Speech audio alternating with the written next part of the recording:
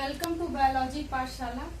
आज की पाठशाला में हम रिस्पायरेशन की बात करेंगे और ये बताएंगे कि what is the difference between the respiration and breathing. आज के ये टॉपिक है, लेकिन टॉपिक को स्टार्ट करने से पहले हम अपने ट्रेडिशनल क्लास में बच्चों को मोटिवेशन देते हैं। हम चाहते हैं वो ऑनलाइन मोड में भी दें। तो वो कुछ इस प्रकार से है कि जोश न ठंडा होने पाए, कदम मिलाकर चल, मंजिल तेरे पग चूमेगी आज नहीं तो कल। इसलिए बच्चों आप लोग प्रयास करते रहिए और आगे बढ़ते रहिए।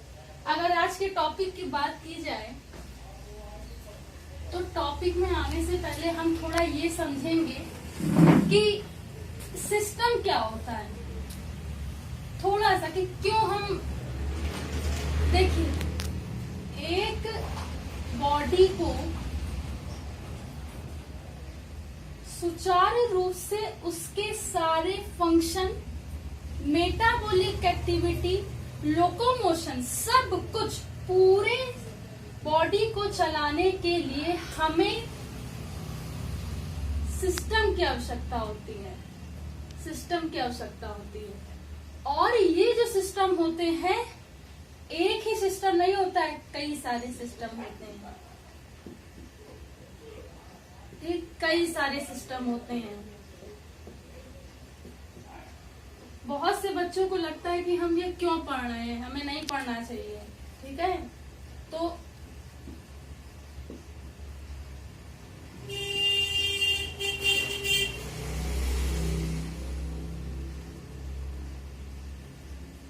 ठीक,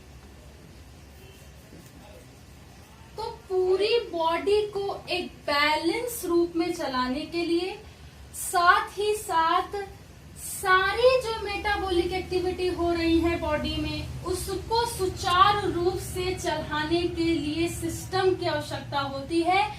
बिना सिस्टम के बॉडी नहीं चल सकती। ठीक है, ये बात याद रखिएगा। बल्कि बॉडी ही क्या, बिना सिस्टम के तो ये नेचर भी नहीं चल सकता। बिना सिस्टम के अपनी गवर्नमेंट नहीं चल सकती।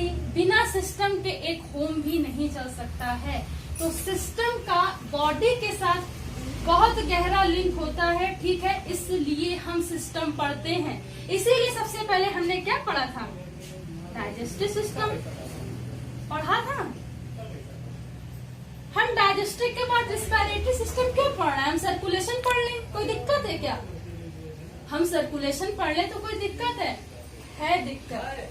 क्योंकि डाइजेस्टिव के बाद रिस्पायरेशन इसलिए पढ़ना आवश्यक होता है क्योंकि जो उस फूड मटेरियल से एनर्जी मिली है उसका रिस्पायरेशन में यूज होता है, जिससे 38 एटीपी का निर्माण होता है, जो रिस्पायरेशन के साथ साथ मेटाबॉलिक एक्टिविटी और सारी क्रियाओं को चलाने के लिए एनर्जी का एक कंटेंट होता है। इसलिए हम रिस्पायरेशन को पढ़ते हैं। जब वहां पर सारी चीजें हो जाती हैं तब हम सर्कुलेशन में आते हैं कि सर्कुलेशन में क्या क्या चीजें होती है, कैसे ब्लड CO2 से डीऑक्सी और ऑक्सी कैसे बनता है और कैसे उसका साइक्लिक मोशन होता है। तो सिस्टम को भी सिस्टमेटिक वे में पढ़ना होता है। ऐसा नहीं कि कोई भी सिस्टम हमने पढ़ लिया, हमने कह दिया कि हम रिप्रोडक्शन से स्टार्ट करेंगे, ऐसा नहीं होता। आपको कोई भी चीज, स्पेशली बायोलॉजी में तो ध्यान ही रखना पड़ेगा कि हमें हमेशा इनिशियल से कॉम्प्लेक्स में जाना है।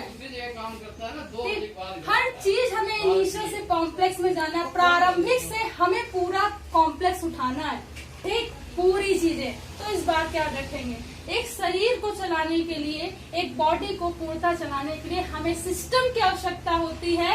And there are so many system the body. ठीक, लगभग 12 से 30 सिस्टम होते हैं। ठीक है, और इन सिस्टम का काम होता है कि पूरे बॉडी में जितनी प्रकार की क्रियाएं हो रही हैं, जैव रासायनिक क्रियाएं हो रही हैं, उसको सारे संसाधन देना, सारे सोर्स देना, जिससे कि बॉडी चल सके, उसका लोकोमोशन हो सके, रिप्रोडक्शन हो सके, डाइजेशन हो सके, ठीक, और सारे सिस्टम हो सके, तभी ये सिस्टम की आवश्यकता पड़ती है। ठीक, अब हम बात करते हैं रिस्पायरेशन और ब्रीथिंग की। तो अब सबसे बड़ा मुद्दा ये उठता है कि रिस्पायरेशन क्या होता है और ब्रीथिंग क्या होता है।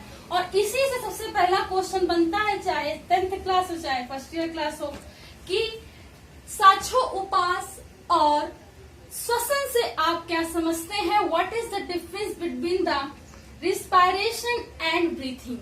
ठीक, देखने में तो जैसे लगेगा कि एक ही जैसे हैं, ठीक है, आप समझ नहीं पाएंगे, लेकिन इसमें अंतर होता है, ठीक है, और बहुत बड़ा अंतर होता है। अगर इसकी बेसिक टर्मिनोलॉजी की बात की जाए तो हमने बताया था ION आएगा तो प्रोसेस होगा, ठीक है। अभी हमने सिस्टम की बात की, हमने कहा कि सिस्टम के बिना बॉडी की कोई भी फंक्शन नहीं हो सकता, ठीक, और ये जो सिस्टम है बिना प्रोसेस के नहीं चलता है। तो ये सारे प्रोसेस हैं, अब हम ये बता रहे हैं कि ये प्रोसेस है, इतना तो आपको याद रखना चाहिए, ठीक है। हम रिस्पायरेशन की बात कर रहे हैं, उससे पहले हमें एक क्वेश्चन आता है, ठीक, कि what is difference between breathing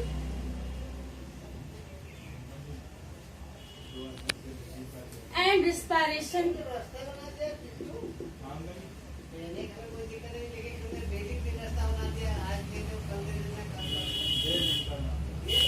अगर किसी कॉमन इंसान से पूछा जाए तो लोग यही कहेंगे कि रिस्पायरेशन मतलब श्वसन, ब्रीथिंग मतलब सांस लेना श्वसन, सांस, कंफ्यूज हो जाएंगे, ठीक है। क्यों? क्योंकि होता तो एक ही जैसा, लग तो एक ही तरह, लेकिन इसमें डिफरेंस होता है, और यही डिफरेंस को क्लियर करने के लिए आज ये समझना जरूरी होता है। सबसे पहले अगर हम ब्रीथिंग की बात करें,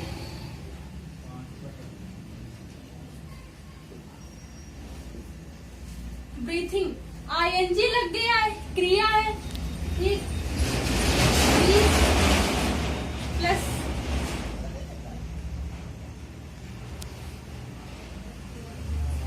ये तो वर्ब है, ठीक है। ब्रीथिंग मतलब लेना सांस, ठीक। ब्रीथ का मतलब होता है सांस लेना, ये तो यहाँ पे भी लिखा हुआ है, सांस लेना, ठीक।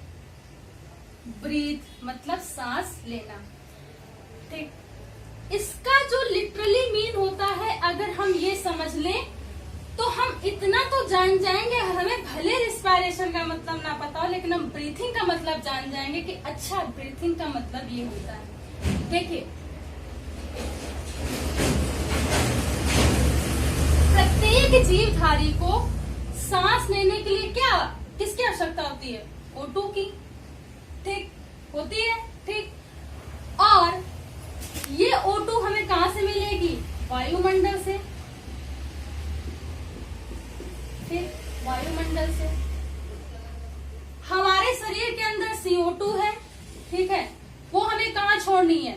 वायुमंडल में, ठीक। तो यही परिभाषा होती है कि किसी भी जीवधारी में, ठीक, ब्रीथिंग की क्रिया में O2 तथा CO2 के आदान प्रदान को क्या कहते हैं? ब्रीथिंग कहते हैं, ठीक। O2 और CO2 के आदान प्रदान को ब्रीथिंग कहते हैं।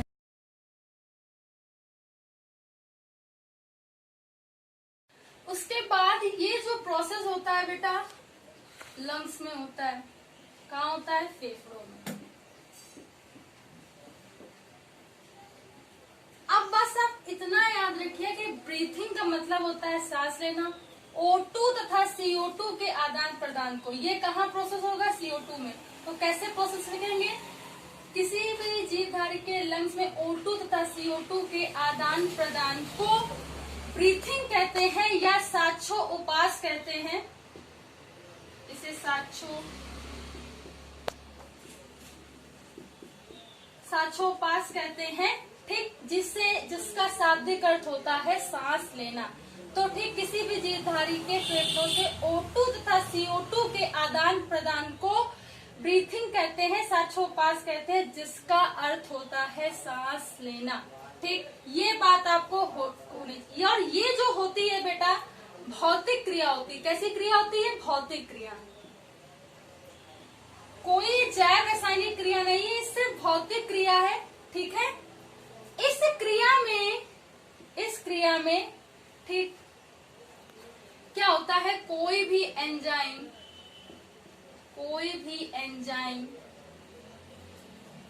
भाग नहीं लेता, भाग नहीं लेता। ठीक, इससे कोई ऊर्जा नहीं मिलती, ऊर्जा नहीं मिलती। ठीक, तो ठीक है, तो क्या कि जीवधारी में फिर उसके लंग्स में O2 तथा CO2 के आदान प्रदान को क्या कहते हैं?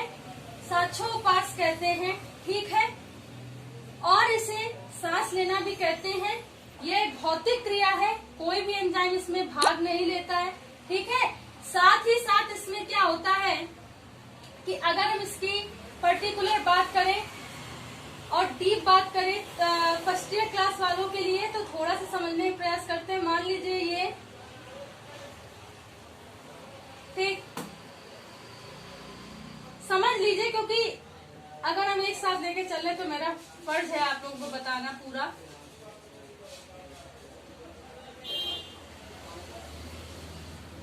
ठीक है, ये मान लीजिए ये होता है डायफ्राम। ठीक, जब यहां से O2 लिया जाता है, ठीक है, तो ये जो लंग्स होते हैं पूरी तरीके से क्या हो जाते हैं? भर जाते हैं। ठीक, यहाँ पे पूरा O2 होता है।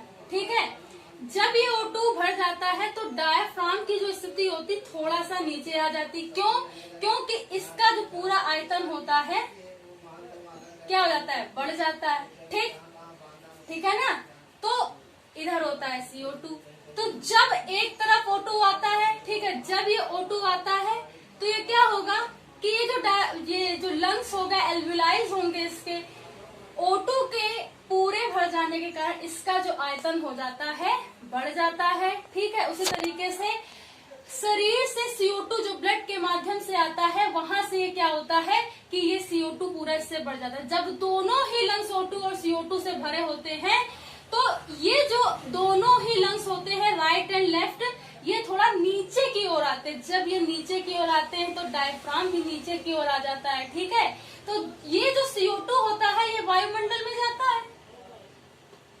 ठीक, वायुमंडल में जाता है, और ये जो O2 होता है ये बॉडी में आती है। ठीक है, यानी कि लंग्स में आएगी, हम सांस लेंगे। ठीक है, ठीक, ये जो प्रोसेस है O2 और CO2 का आदान प्रदान, इसे ही क्या कहते हैं? श्वासोपास कहते हैं। तो कभी कभी फर्स्ट ईयर में ये प्रोसेस आता है, इंटरनल आपसे पूछा जाएगा कि O2 और CO2 कैसे होता है, डायफ्राम की स्थिति कैसी होती है। तो जब दोनों ही लंग्स जो होंगे O2 और CO2 से भरे होते हैं तो उनका जो वॉल्यूम होता है, आयतन होता है, बढ़ जाता है। जब ये निकल जाते हैं, ठीक है, CO2 वायुमंडल में चला गया, O2 को हम लोगों ने क्या किया? सांस ली उससे। ठीक है, सांस के रूप में उसको प्रयोग किया, तो उससे क्या होगा कि डायफ्राम की स्थिति पुनः वैसी ही हो जाती है जैसी थी। तो इस तरीके का प्रोसेस क्या करते हैं? श्वासोपास या ब्रीथिंग कहते हैं। अब रिस्पायरेशन की बात करते हैं। ठीक,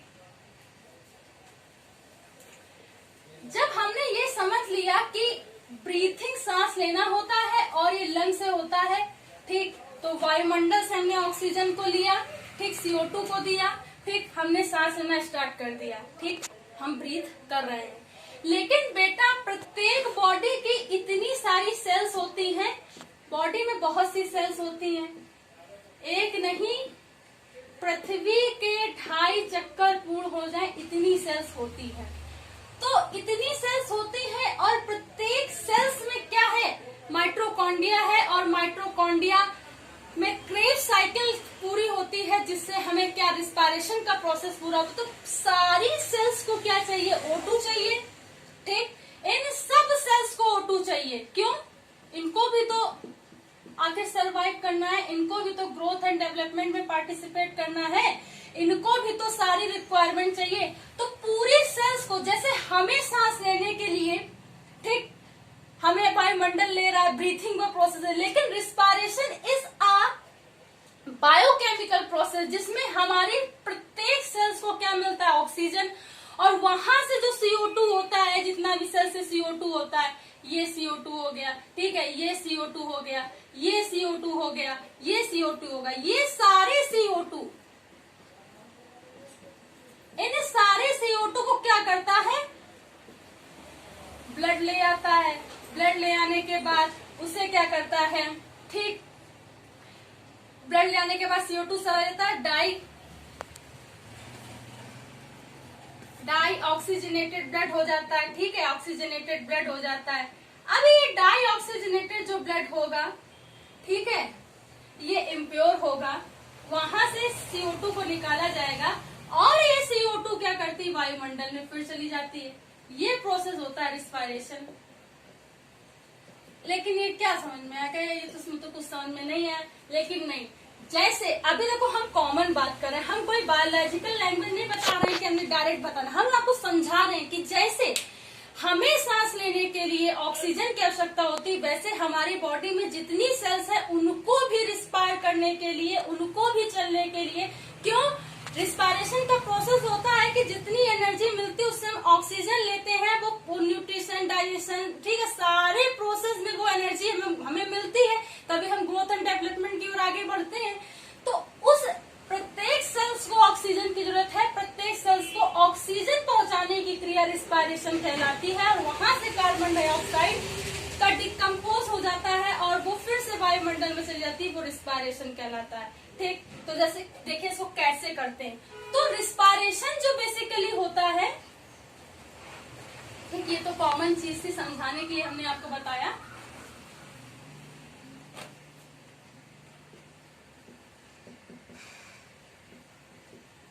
रिस्पायरेशन एक जैव रासायनिक प्रक्रिया है, ठीक।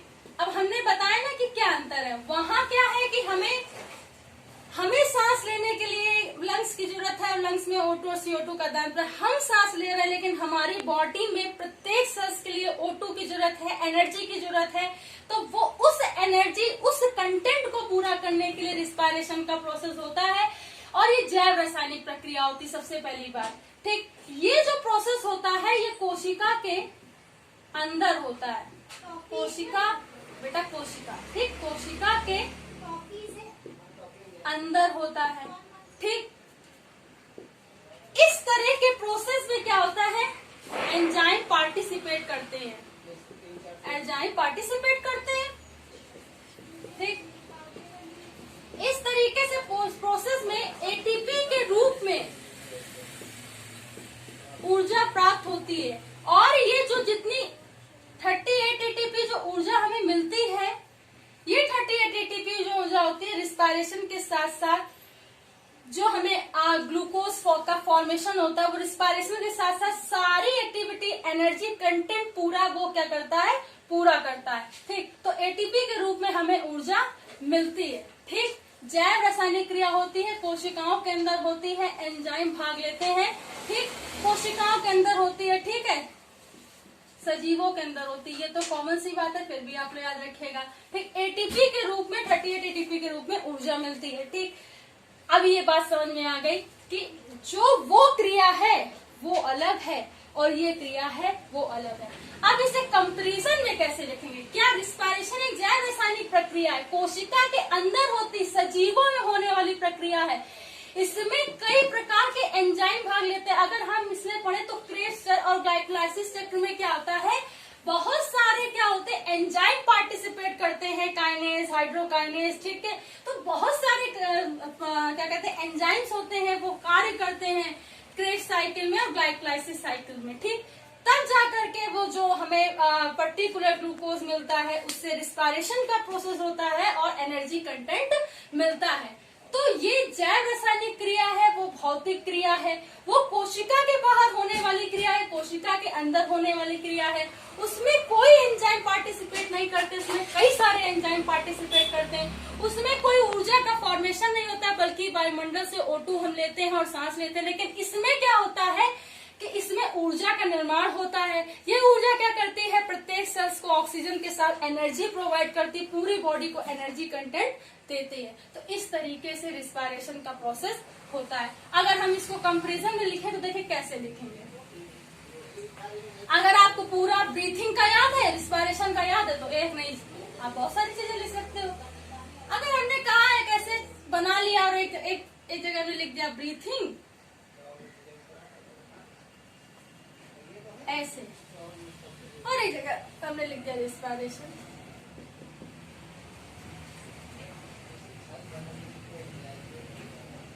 सबसे पहले पॉइंट हम यही लिख सकते हैं कि यह एक भौतिक क्रिया है, भौतिक क्रिया है, ठीक। यह एक जैव रासायनिक प्रक्रिया है,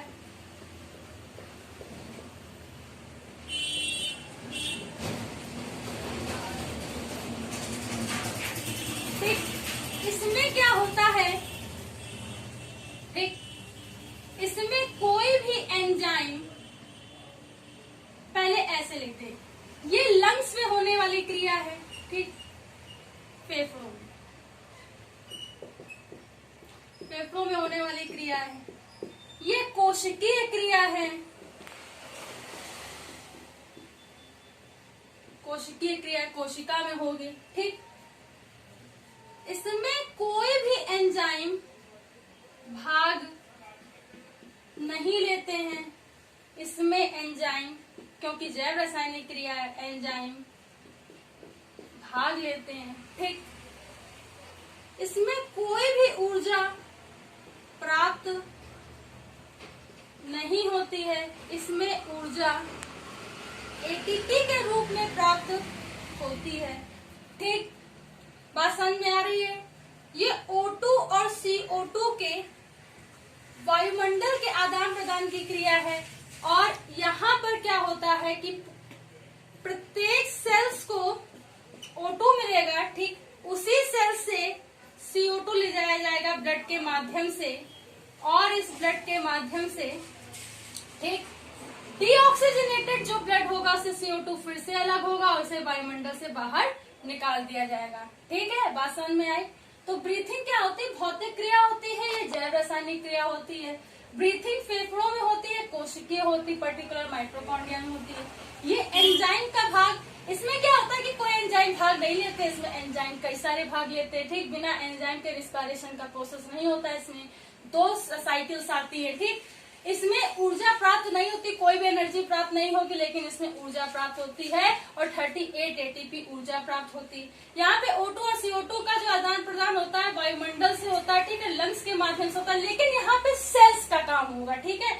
ये पर्टिकुलर क्या करेंगे, जो क्रेब्स साइकिल, डायक्रेसिस साइकिल से जो 38 एटीपी मिलेगी, उससे ये क्या करेंगे, ठीक, इस सेल्स को ऑक्सीजन मिलेगी, सारे ऑक्सीजन मिलेगी, एनर्जी मिलेगी, ठीक। और यहाँ से जितने भी CO2 के अणु होंगे, उन CO2 को ब्लड के माध्यम से, ठीक, ले जाया जाएगा, तो ब्लड क्या हो जाएगा, डीऑक्सीजनेटेड, वहां से CO2 अलग होगा, CO2 को फिर से वायुमंडल में बाहर निकाल दिया जाएगा, तो that process is known as respiration. तो इस तरीके से पूरा इसका ओवरव्यू होता है कि what is the difference between the breathing and respiration. हम उम्मीद करते हैं कि आपको ब्रीथिंग और रिस्पायरेशन समझ में आया होगा। कल की क्लास में समझने का प्रयास करेंगे आगे का प्रोसेस कि एरोबिक और एनारोबिक रिस्पायरेशन क्या होता है, ठीक है, क्या उसमें डिफरेंस है, क्या एटीपी में डिफरेंस होता है, कितने एटीपी वहां बनते हैं, कितने एटीपी वहां बनते हैं, ठीक है। उसके बाद कौन सी साइकिल आपके सिलेबस में है, ठीक, मेरे हिसाब से क्रेब्स साइकिल आपके सिलेबस में है, तो हम क्रेब्स साइकिल्स बताएंगे, साथ ही साथ हम ग्लाइकोलिसिस साइकिल के बारे में भी बताएंगे कि कैसे क्या होता है, ठीक। तो आज की क्लास में इतना ही, ठीक। अगर आज की बायोलॉजी पाठशाला आपको समझ में आई हो तो इसे ज्यादा से ज्यादा लोगों तक पहुंचाइए, खासतौर से बच्चों तक पहुंचाइए जो 10th और फर्स्ट ईयर क्लास में है। अगर आज की पाठशाला पसंद आई हो तो इसे सब्सक्राइब कीजिए, लाइक कीजिए और दूसरों तक शेयर कीजिए। धन्यवाद।